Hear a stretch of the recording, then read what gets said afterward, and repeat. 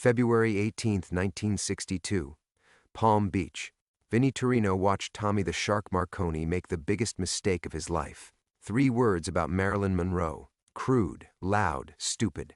President Kennedy stopped mid-conversation, turned, looked Tommy dead in the eye. 5 words that came out like winter wind: get him out of here. Now. Vinnie expected Secret Service to escort Tommy out. What he saw instead was his own wife, Maria, slip something into Tommy's drink. Tommy was dead before dessert. The president never knew. Maria caught Vinnie watching her and smiled. 50 years later, that smile still wakes him up screaming. Because now Vinnie knows what Maria really was, who she worked for, and why 3 more men from that party have died in the past month. The night JFK's 5 words changed everything. The night Vinnie learned his wife was the real killer. Before we jump back in, tell us where you're tuning in from, and if this story touches you, make sure you're subscribed, because tomorrow I've saved something extra special for you. The hook. The manila envelope had no return address, no postmark. Just Vinnie's name written in block letters that made his arthritis-gnarled hands shake as he tore it open in his queen's kitchen. Inside, 5 photographs, black and white, professional quality, from that night. The first photo showed the grand ballroom of the Palm Beach mansion, crystal chandeliers casting shadows over men in expensive suits. Vinnie recognized faces he'd tried to forget. Politicians, mobsters, businessmen who moved money like other people moved air. The second showed Tommy the Shark Marconi, alive and grinning, a Cuban cigar between his yellowed teeth, still breathing, still stupid enough to think he belonged in that room with those people. The third made Vinnie's coffee mug slip from his fingers, ceramic shattering against linoleum. President Kennedy in profile, leaning toward a Secret Service agent, mouth slightly open, mid-sentence. Those 5 deadly words frozen in time. But it was the 4th photograph that stopped Vinnie's heart. Maria. His Maria. Beautiful in her white evening gown, standing behind the bar with a crystal decanter in one hand and something small, pill-sized, palmed in the other. Her face turned toward the camera, toward whoever had been watching her, toward whoever had been documenting her work. The 5th photograph was the worst. Vinnie himself, 23 years old, standing 3 feet behind JFK, eyes wide with horror as he watched his wife poison a man. The flash had caught him mid-realization, the exact moment he understood that the woman he'd married, the woman who made him breakfast every morning and hummed while she did dishes, was something else entirely. Someone had been watching them all. Someone had captured every moment of that blood-soaked evening. Someone who'd waited 50 years to remind Vinnie that he'd never really escaped that ballroom. His landline rang, the shrill tone cutting through the afternoon silence of his cramped apartment. Vinnie stared at the rotary phone, a relic from another era like himself, and let it ring. 8 times, 9, whoever it was hung up. The phone rang again immediately. This time he answered. "Yeah? Vincent Torino?" The voice was young, female, professional, but with an edge that reminded him uncomfortably of Maria. "Depends who's asking. My name is Rachel Chen Torino. I'm your son Michael's daughter." Vinnie's blood turned to ice water. Michael had been dead for 15 years. Heart attack at 47, probably brought on by the stress of having a father who'd never explained why his mother disappeared when Michael was 8 years old, why she'd simply vanished one Tuesday morning, leaving behind only a note saying she had to protect their family. "I don't have a granddaughter," Vinnie said carefully. "You do now. Michael married my mother in 1987. I was born in 1991. He never told you about us, did he?" The photograph stared up at Vinnie from his kitchen table. Maria's face, that knowing smile. The smile that had haunted him for 50 years because it wasn't the smile of a woman caught poisoning someone. It was the smile of a woman who'd wanted to be caught. By him, specifically. "What do you want?" Vinnie asked. "I'm an investigative journalist. I've been researching my family history, and I found some inconsistencies in my grandmother's death certificate. Maria Torino died June 15, 1962. But here's the thing, Grandpa. There's no body, no burial record, no witnesses to her death except you." Vinnie's chest tightened.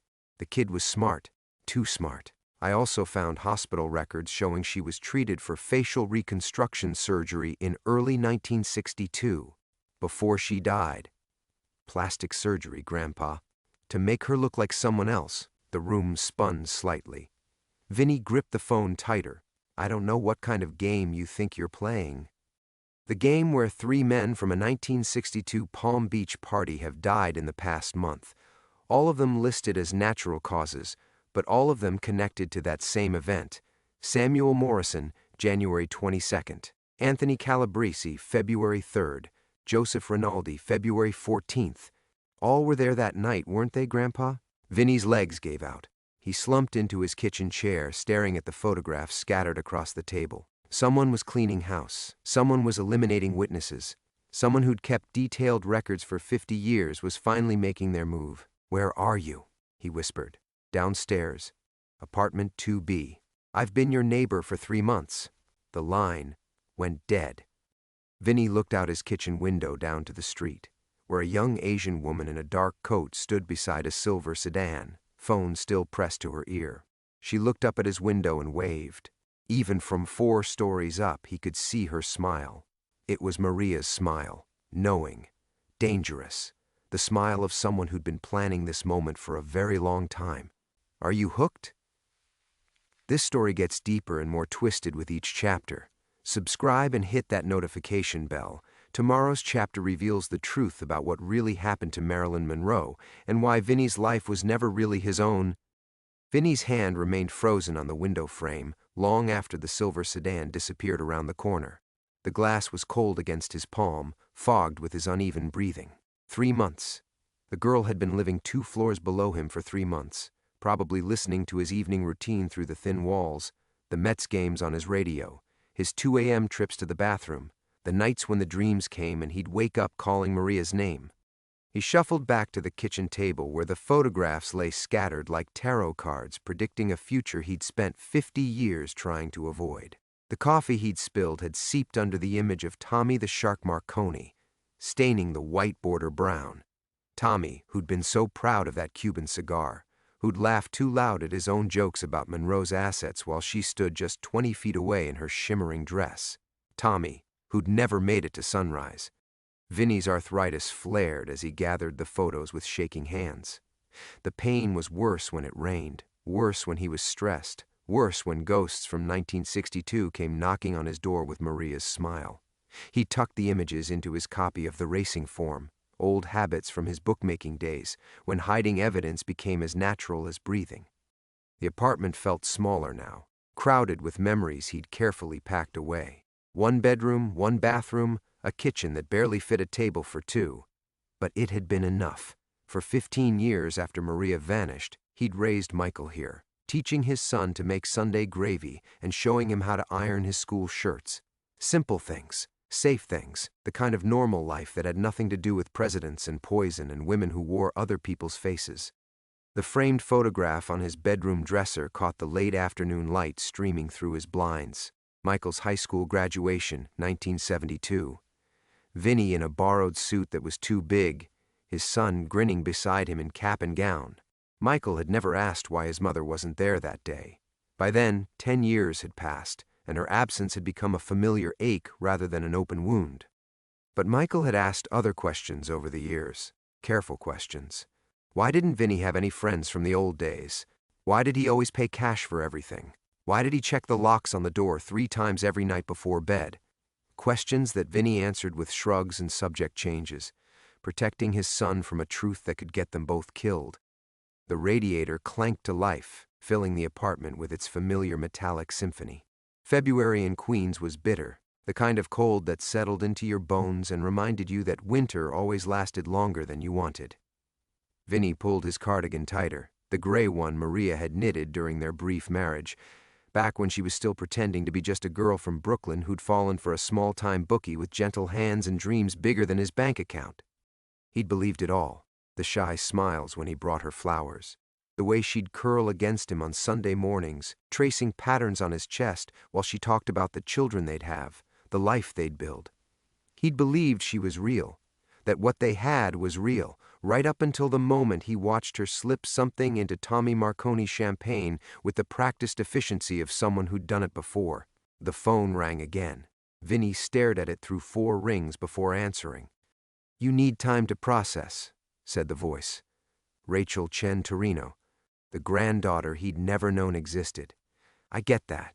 This is a lot. You don't know anything about what this is, Vinny said. I know 3 people are dead. I know my grandmother isn't buried where her death certificate says she is. And I know you've been getting Social Security checks for a dead woman for 50 years. Vinny's stomach dropped. The Social Security fraud, that was federal. That was prison time, even at his age. I never... Relax. I'm not here to turn you in. I'm here because I think we're both in danger. Whoever sent those photographs isn't just taking a trip down memory lane. They're tying up loose ends. Through his kitchen window, Vinny could see Mrs. Chen from 3 walking her ancient Pomeranian.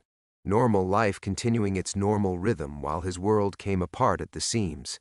The dog walker, the bodega owner counting register receipts, the teenagers sharing earbuds at the bus stop. None of them knew that a 73-year-old retired bookie was about to become the final chapter in a story that started with presidential secrets and ended with blood. What do you want from me? Vinny asked. The truth about what happened that night. The truth about who my grandmother really was. And the truth about who's killing everyone who was there to witness it. The line went quiet, except for the sound of their breathing. His labored, hers steady and patient. 1 hour, Rachel said finally. Then I'm coming up. Vinny hung up the phone and stood motionless in his kitchen for exactly 60 seconds, counting each heartbeat against his ribs. Then he moved with a speed that surprised even him, his arthritis forgotten in the surge of adrenaline that felt disturbingly familiar. The same chemical rush he'd experienced 50 years ago when survival meant thinking 3 moves ahead of men who killed for sport. The shoebox came out from under his bed first. Inside, wrapped in yellowed tissue paper, Maria's wedding ring, a stack of love letters in her careful handwriting, and a small brass key that didn't fit any lock in his apartment. He'd kept these relics for 5 decades, telling himself they were memories of the woman he'd loved before he learned who she really was. Now they felt like evidence in a case that was finally going to trial. Next came the .38 revolver from behind the loose baseboard in his bedroom closet. He'd bought it in 1963, a year after that night, when paranoia became his most trusted companion. The weight of it in his palm was both foreign and familiar, like riding a bicycle after decades of walking. He checked the cylinder out of habit, still loaded, still ready, but as he sat on his bed, gun in one hand and Maria's wedding ring in the other, a memory surfaced unbidden. Not from that blood-soaked night in Palm Beach, but from 3 weeks later, when she'd come home. Maria had simply appeared in their Brooklyn apartment one Tuesday evening as if she'd never left, hanging her coat on the hook by the door like she'd done every day of their marriage. Vinny had been sitting at their kitchen table, still wearing the same clothes from 3 days earlier, surrounded by empty whiskey bottles and newspapers with headlines about Marilyn Monroe's suicide. When he looked up and saw his wife silhouetted in the doorway, he'd actually wondered if he'd finally lost his mind completely. "Hello, Vincent," she'd said, and her voice had been different, harder, like she'd stopped pretending to be someone soft enough for him to love. "You're supposed to be dead," he'd whispered. "I am dead. Maria Torino died the night Tommy Marconi did. You need to remember that." She'd moved around their apartment with the efficiency of someone packing for a trip she'd planned long ago. Into a small suitcase went clothes he'd never seen her wear, documents he didn't know she possessed, and a photograph that made his blood freeze. Marilyn Monroe, laughing at some Hollywood party, looking exactly like his wife's sister. The surgery was good, Maria had said, catching him staring at the photograph, but not perfect. Close enough for dim lighting and drunk men, but not close enough to fool cameras. Or coroners. That's why she had to die first. She? The real Marilyn. She got careless. Started talking about things she shouldn't have known, making threats about going public with secrets that weren't hers to tell. Maria had folded a silk scarf with meticulous care, so he gave her what she wanted, publicity, the kind that lasts forever. Vinny had gripped the edge of the table, feeling reality shift beneath him like ice cracking on a frozen pond. "You killed her?" "I replaced her. For one night. Long enough to convince the right people that Marilyn Monroe died of an overdose in her own bed, far away from Palm Beach parties and presidential secrets." Maria had zipped the suitcase closed with a sound like a coffin lid settling. "Tommy Marconi died because he recognized me. because he was stupid enough to announce it to a room full of witnesses. And JFK? Jack never ordered anyone killed. He just whispered 5 words to his Secret Service agent. I don't see anything happening. Permission to look the other way while someone else solved his problem. She'd kissed Vinny's forehead then, her lips cold against his skin. I have to go now, for both our sakes. But Vincent, her fingers had gripped his chin, forcing him to meet her eyes. If anyone ever asks what happened to your wife, you tell them she died the same night Marilyn Monroe did.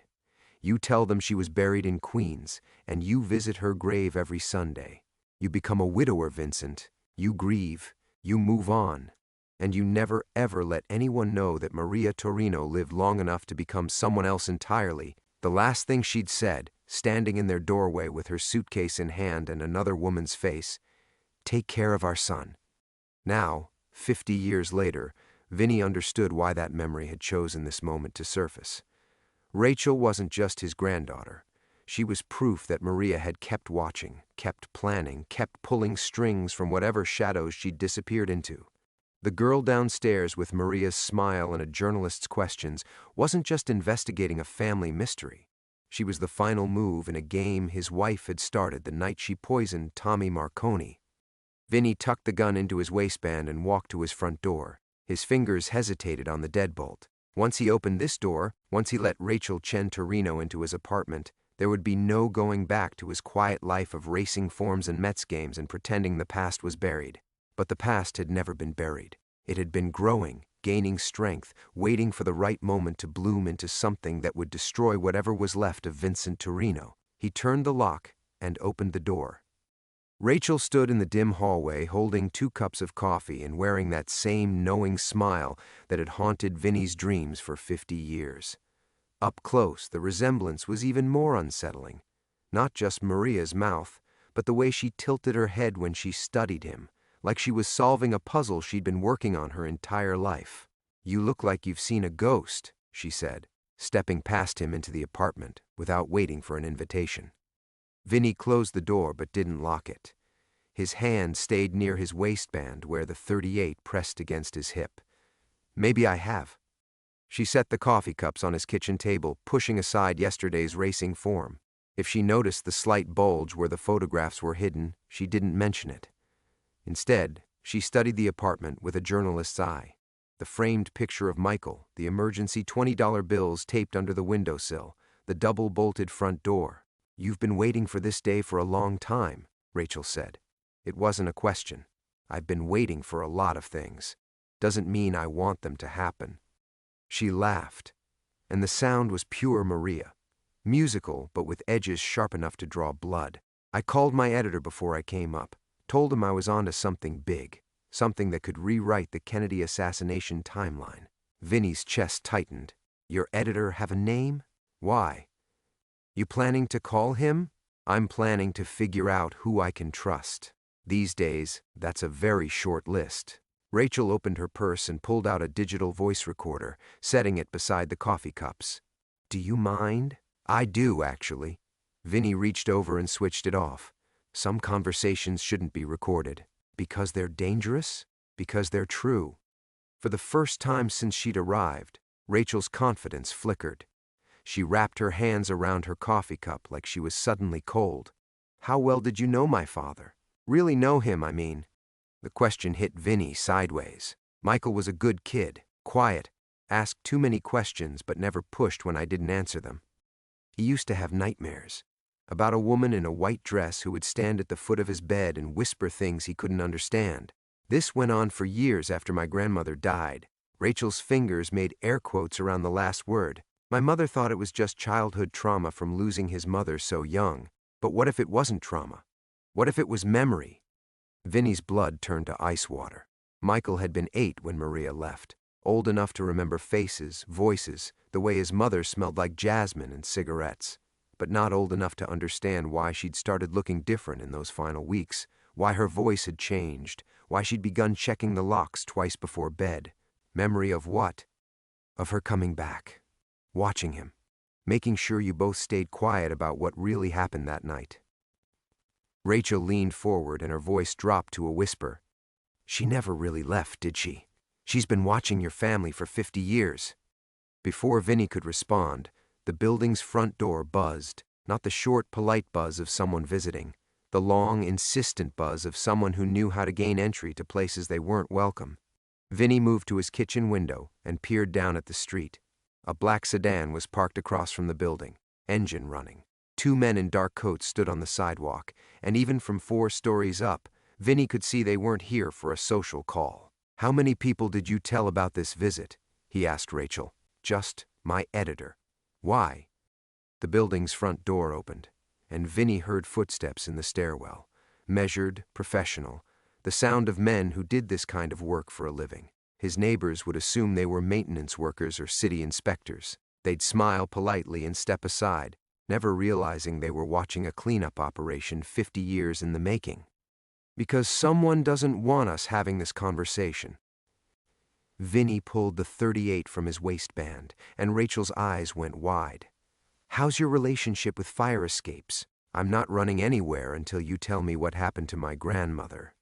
"Your grandmother became someone else and disappeared into a witness protection program that doesn't officially exist." The footsteps were on the second floor now, moving with purpose toward the staircase. "The 3 men who died this month? They all figured that out. They all tried to find her. And now someone's decided it's time to close the book on everyone who was in that Palm Beach ballroom." Vinny moved toward his bedroom window where the fire escape offered their only route out. "Including us." The footsteps stopped outside his door. Rachel grabbed her purse and followed him, her coffee growing cold on the table beside the voice recorder she'd never get to use. Behind them, someone knocked on the front door, polite, professional, the kind of knock that came right before the door got kicked in. Vinny's bedroom window hadn't been opened in 3 years, and the painted frame fought him like it was defending his life. The fire escape beyond was slick with February ice, the metal rungs gleaming like black teeth in the afternoon gloom. Rachel pressed against his back, her breathing sharp and quick as the knocking at the front door became more insistent. "Move," Vinny hissed, forcing the window up with a screech of protesting wood. The cold air hit them like a slap, carrying the smell of car exhaust and something else, cigarette smoke from the alley below, professional smoke, the kind men used to calm their nerves before they went to work. They were surrounded. "Mr. Torino?" The voice through the front door was calm, conversational. "We'd like to speak with you about some photographs you received today." Rachel's hand found Vinny's shoulder, her fingers digging into his cardigan. "How do they know about—" "Because this was never about keeping secrets," Vinny whispered, understanding flooding through him with sickening clarity.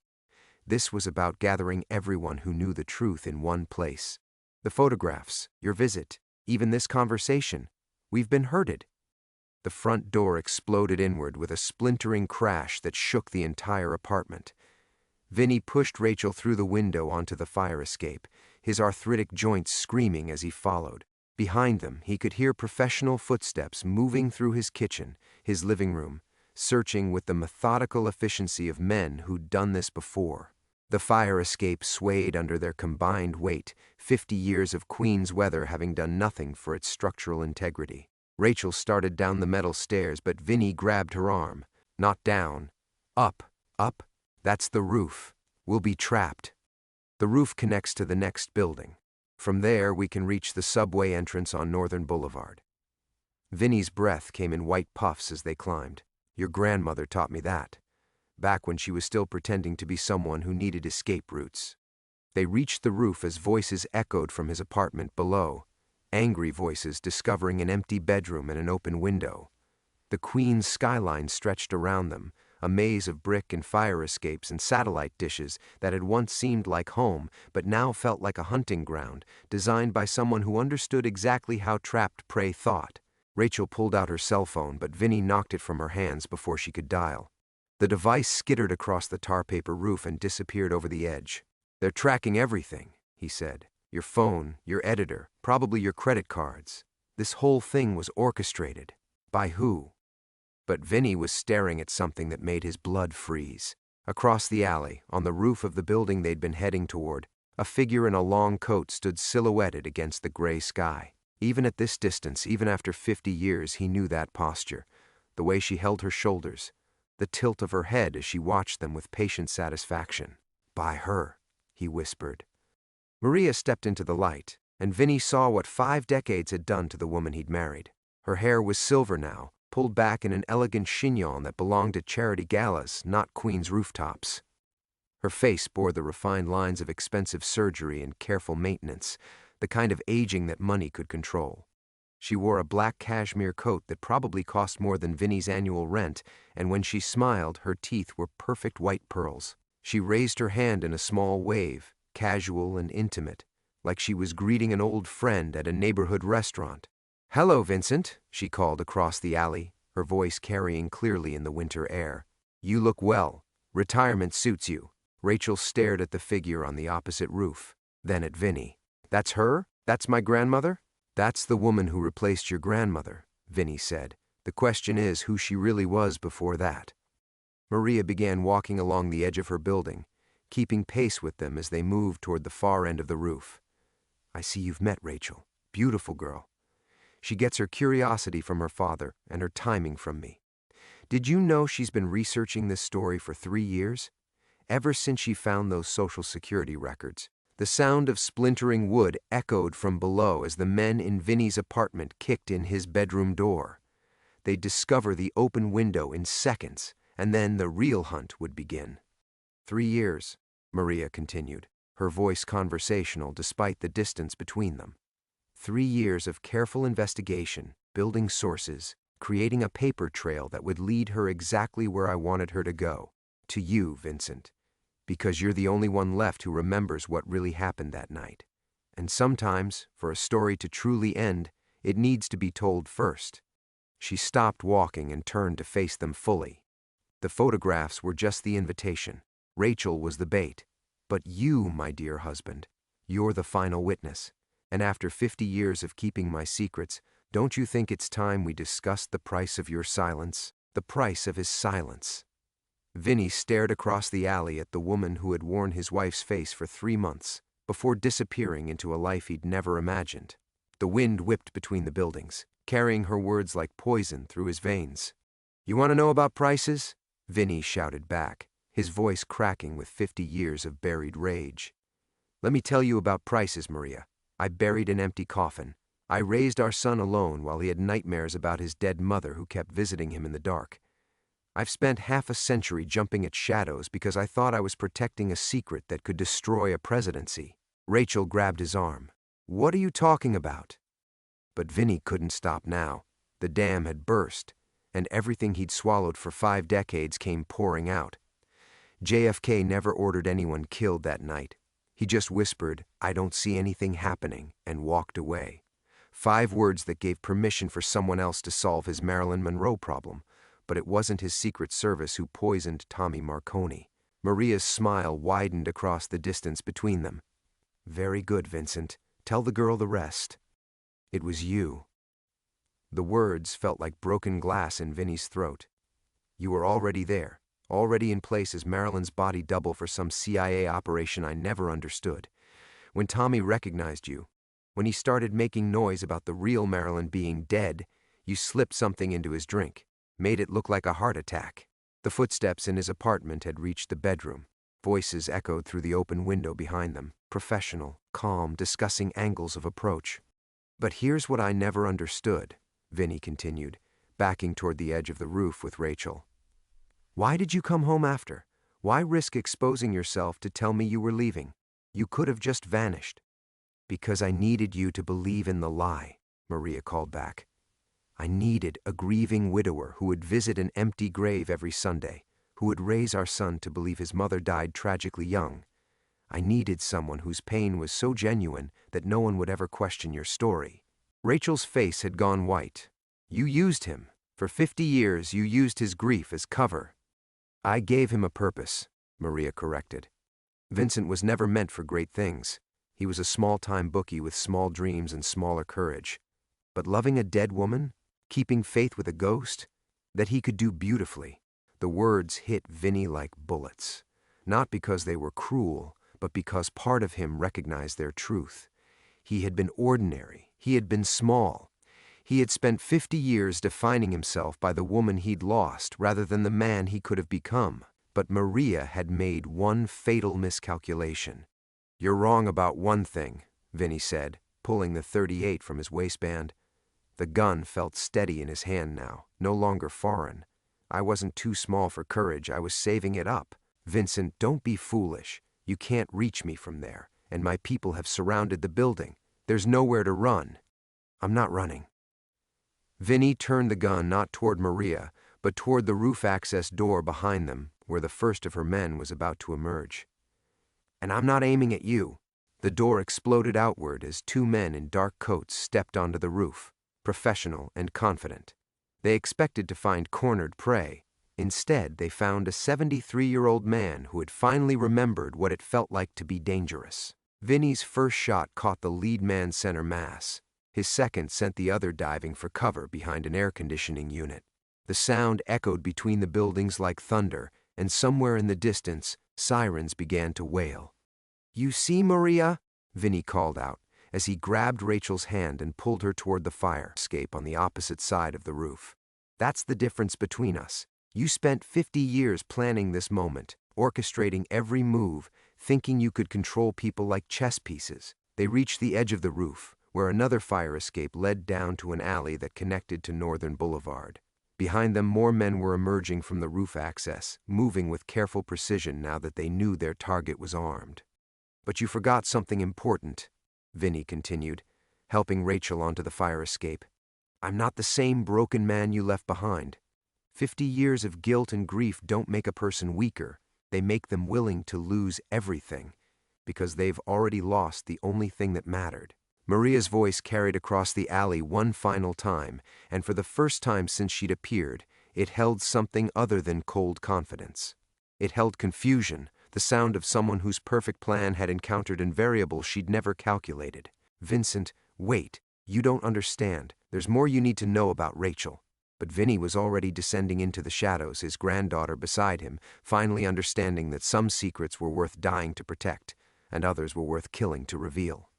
The alley behind Vinny's building stretched like a concrete canyon, lined with dumpsters and delivery trucks that provided precious cover as they descended the fire escape. Rachel's hands shook on the metal rungs, her designer boots slipping on the ice-slicked steps, but she kept moving. Above them, Maria's voice echoed off the brick walls with increasing desperation. "She's not who you think she is, Vincent. Rachel isn't Michael's daughter." The words hit Vinny like a physical blow, but he didn't stop descending. Couldn't stop. Not with armed men converging on their position from 3 directions. But the seed of doubt was planted now, growing like cancer in his chest as he watched the young woman who claimed to be his granddaughter navigate the fire escape with surprising agility. "Don't listen to her," Rachel said, sensing his hesitation. "She's trying to divide us. Classic interrogation technique. Introduce doubt about allies when the situation gets desperate. Interrogation technique." The phrase struck Vinny as oddly professional for a newspaper reporter, but there was no time to analyze it. They reached the alley floor just as black sedans appeared at both ends of the narrow passage, engines purring like predatory cats. The trap was closing with mechanical precision. "This way." Rachel grabbed his arm, pulling him toward a service entrance halfway down the alley. She produced a set of lockpicks from her purse with practiced efficiency, working the heavy door's mechanism while Vinny watched the approaching vehicles with growing dread. "Where did you learn to do that?" he asked. Columbia Journalism Program has a surprisingly comprehensive course on investigative techniques. The lock clicked open. Also, my mother was a locksmith before she married my father. Another professional skill. Another convenient explanation.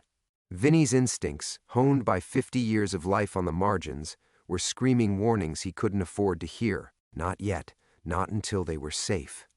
They slipped into the building's basement, a maze of storage units and heating equipment that connected to the subway access tunnel beneath Northern Boulevard.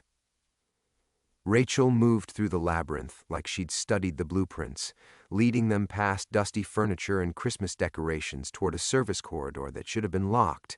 It wasn't. "Funny thing about investigative journalism," Vinny said as they emerged into the subway tunnel, his voice echoing off the tiled walls. It usually involves asking questions instead of having all the answers. Rachel stopped walking. When she turned to face him, the frightened granddaughter expression had disappeared entirely, replaced by something colder and infinitely more professional. Very good. I was wondering when you'd figure it out. Figure what out? That you've been playing me from the moment you walked into my apartment? That this whole family reunion was as staged as everything else? Vinny kept the .38 pointed at the ground, but his grip tightened on the handle. The question is who you're really working for. Does it matter? You're going to be dead in 10 minutes either way. The mask was off now. Rachel's voice had lost its nervous edge, replaced by the flat confidence of someone accustomed to violence. She pulled a sleek automatic from her purse, not the fumbling gesture of a frightened civilian, but the smooth draw of a professional. Let me guess, Vinny said, backing slowly down the tunnel. Maria recruited you years ago. Probably some CIA Black Ops program that officially doesn't exist. Train pretty young operatives to play whatever role the mission requires. Grieving granddaughter, investigative reporter, concerned citizen. Close. I've been Rachel Torino for 3 years now. Long enough to build a complete identity. Long enough to make this moment feel authentic when it finally came. She advanced steadily, the gun never wavering. The real Rachel died in a car accident in Portland. College student, journalism major, conveniently estranged from her East Coast family. Perfect cover for someone who needed to approach you without raising suspicions. Vinny's heart hammered against his ribs, but his mind was finally clear for the first time in months. So what's the end game? Why the elaborate setup? Maria could have had me killed any time in the last 50 years. Because killing you wasn't enough. She needed to discredit you first. Needed to make sure that when your body was found, it would be alongside evidence that proved you were just a delusional old man telling increasingly wild stories about long-dead presidents and movie stars. Rachel's smile was Maria's smile, beautiful and terrible.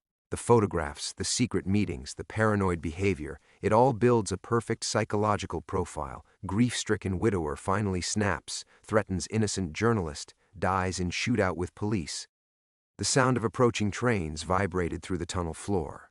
In the distance, Vinny could hear voices, Maria's people, closing the final escape routes with methodical precision. But something in Rachel's explanation didn't fit. Something important. If this was just about discrediting me, he said, why did Maria tell me you weren't really my granddaughter? Why give away the game? For the first time, Rachel's confidence flickered. Because she's getting old, and old people make mistakes under pressure. Or because she wasn't talking to me, Vinny said quietly. She was talking to you. Rachel's gun hand wavered for the first time since she dropped her mask. The fluorescent lights of the subway tunnel cast harsh shadows across her face, revealing something Vinny had missed before. The subtle tension of someone who'd been playing a role so long she'd begun to forget which side she was really on. That's impossible, she said, but her voice lacked conviction. Maria's been running me for 3 years. I know exactly who I work for. Do you? Vinny took a careful step closer, reading the confusion in her eyes like pages from a book he'd been studying his whole life. Because, from where I'm standing, it looks like she just burned you. Told me you were a fake while you could hear every word. That's not protecting an asset. That's cutting one loose. The train sounds grew louder, accompanied by the echo of footsteps in the service corridor behind them. Maria's cleanup crew was closing the final gaps, but they were moving cautiously now, aware that their quarry had already proven more dangerous than expected. She needed you to know, Vinny continued, his voice gentle despite the gun pointed at his chest. Needed me to figure out what you really were before this was over. The question is why? Rachel's professional composure cracked completely. Stop talking. You're trying to manipulate me. Kid, I've been manipulated by experts for 50 years. I know what it feels like, and this isn't it. Vinny gestured toward the tunnel entrance where shadows were beginning to move. This is what it looks like when the people who trained you decide you know too much to walk away clean. The first of Maria's men appeared at the far end of the tunnel, 2 figures in dark coats moving with tactical precision. They saw Rachel holding Vinny at gunpoint and stopped, taking positions behind concrete support pillars, waiting for orders, professional, patient. "You see that?" Vinny asked. "They're not here to extract you. They're here to contain the situation. All of it." Rachel's breathing quickened as the terrible logic became clear. "I'm the loose end. After I kill you, I become the unstable operative who went rogue, threatened civilians, had to be eliminated for public safety. Now you're thinking like your grandfather's granddaughter." The words hit her like a physical blow. "What?" "DNA doesn't lie, sweetheart. I spent 60 years learning to read people, and you've got Michael's eyes when you're angry. You've got my Carmela's stubborn chin when you set your jaw like that." Vinny's voice carried the weight of absolute certainty. Maria didn't replace some dead college student from Portland. She recruited the real Rachel Torino, told you whatever story she needed to make you believe your family had abandoned you, made you angry enough to want revenge. The gun in Rachel's hand began to shake. "That's not possible. My parents died when I was 12. I've been in the system since then. Your father died 6 months ago in a VA hospital in Newark. Lung cancer. He never stopped looking for you." Vinny pulled a worn photograph from his wallet. Michael in his army uniform, standing next to a young woman with Rachel's dark hair and stubborn chin. "Your mother, Sarah. She's alive too, living in Phoenix, working as a school counselor. She calls me every Christmas, asking if I've heard anything about her missing daughter who disappeared from a foster home in Oregon 15 years ago." The photograph fluttered from Rachel's nerveless fingers. When she looked up, tears were streaming down her face, washing away 3 years of carefully constructed lies. "She told me they never wanted me, that they gave me up because I was too difficult. She told you what you needed to hear to become the weapon she needed. Someone with legitimate family connections. Someone whose grief and anger would feel authentic because it was." Vinny stepped closer, close enough to reach out and gently lower her gun. "But here's what Maria never counted on. Family isn't just about blood, it's about choice. And right now, you get to choose who you really are." The men at the end of the tunnel were advancing now, their patience exhausted. Radio chatter echoed off the concrete walls as they coordinated their approach, preparing to eliminate both targets and close this chapter of Maria's 50-year secret forever. Rachel wiped her eyes with the back of her hand, and when she looked up, she was no longer the cold professional or the frightened granddaughter. She was someone entirely new, a young woman who'd just discovered she had a family worth fighting for. "So what do we do now, Grandpa?" Vinny smiled for the first time in months. "Now we remind these bastards that Torinos don't go down easy." He raised his, 38 toward the approaching figures. "And then we go home and call your mother." The gunfight in the tunnel lasted exactly 43 seconds. Not because Vinny counted, but because that's how long it took for Rachel to empty 2 clips with the precision of someone who'd been trained by people who didn't believe in warning shots. When the echo of the final bullet faded, 3 of Maria's men lay motionless on the concrete, and the tunnel had fallen silent except for the distant rumble of the approaching train. Rachel helped Vinny to his feet, both of them moving with the careful deliberation of people who'd just discovered they were still alive when they shouldn't be. His shoulder burned where a bullet had creased it, but the pain felt distant, unimportant. What mattered was the way Rachel's hand stayed steady in his as they walked toward the subway platform, and how she'd called him Grandpa without hesitation when the shooting started. "She'll come after us again," Rachel said as they waited for the train. "Maria doesn't leave loose ends. Let her come." Vinny dabbed at his shoulder with a handkerchief, wincing slightly. "I'm tired of running from ghosts." But Maria never came. The official story, when it finally emerged 3 weeks later, was simple and sanitized. A gas leak explosion in an abandoned CIA safe house in Astoria had claimed the life of a woman whose fingerprints matched those of someone who'd been declared dead in 1962. The investigation was handled quietly by federal authorities, who seemed remarkably uninterested in asking difficult questions about how a dead woman had lived 50 years beyond her own funeral. Vinny read about it in his morning paper while sitting in the same diner where everything had started, drinking coffee that tasted exactly the same as it had a month ago. Some things, he reflected, were immune to change. The revelation brought him no satisfaction, only the hollow recognition that the woman he'd loved for 73 years had finally died for real this time. Rachel found him there an hour later, sliding into the booth across from him with the careful grace of someone still learning how to be herself instead of whoever the situation required. She'd cut her hair shorter, let the expensive dye job grow out to reveal natural brown streaks that reminded him powerfully of Michael at her age. "How are you holding up?" she asked. "I'm an old man sitting in a diner, drinking bad coffee and reading about the death of someone who died before you were born."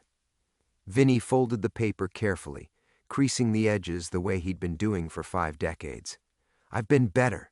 They sat in comfortable silence for a while, watching the morning crowd cycle through their routines, delivery drivers grabbing quick breakfasts, office workers checking phones, retirees like himself marking time between doctor's appointments, ordinary people living ordinary lives, blissfully unaware that their world had almost been turned upside down by secrets buried in a Palm Beach mansion 60 years ago. "I talked to my mother yesterday," Rachel said finally. Vinny looked up from his coffee. "And?" "She cried for 20 minutes. Then she got angry. Then she cried some more." Rachel's smile was tentative but genuine. "We're going to meet next week. Phoenix. She's making dinner. That's good. Family dinners are important. You could come with me, if you wanted." The invitation hung between them like a bridge across 60 years of loneliness. Vinny considered it seriously, imagined himself sitting at Sarah's table, trying to explain 3 generations of Torino family history to a daughter-in-law he'd never met, attempting to build relationships from the wreckage of all the years they'd lost. "Maybe next time," he said. "You two have a lot of catching up to do first." Rachel nodded, understanding. "What will you do?" "What I've always done. Get up tomorrow, read the paper, complain about the coffee." Vinny gestured toward the window, where Queen's morning life continued its eternal rhythm. "The difference is, now I know why I'm doing it." "Which is?" "Because ordinary is enough. Because small dreams and smaller courage are still worth something when they're real." He reached across the table and squeezed her hand. "Because sometimes the best thing you can do is just keep going until someone who needs you finds their way home." Rachel squeezed back, and for a moment they were just a grandfather and granddaughter sharing breakfast in a Queen's diner. Nothing special, nothing extraordinary, exactly the kind of small moment that Maria had spent 50 years trying to convince him wasn't worth living for. Outside the window, the city moved on, indifferent to their story, and Vinny found peace in that indifference. He'd spent half a century believing he was carrying the weight of history on his shoulders. Now he understood that history was just another word for all the small choices that ordinary people made when no one was watching. The coffee still tasted terrible, but somehow that felt exactly right.